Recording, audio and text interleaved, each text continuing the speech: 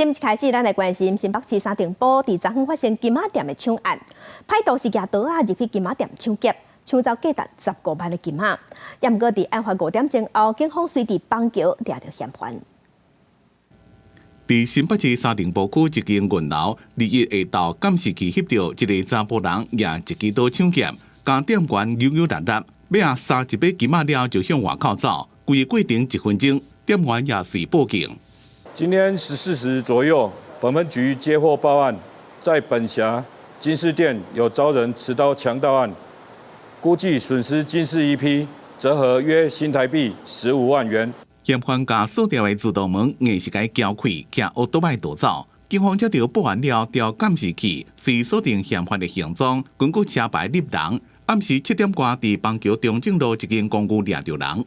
逃逸过程中，虽犯嫌有变装及更换搭乘计程车来制造断点，但专案小组仍努力掌握行踪，追缉到案。全案将依强盗罪嫌，移请新北地检署来侦办。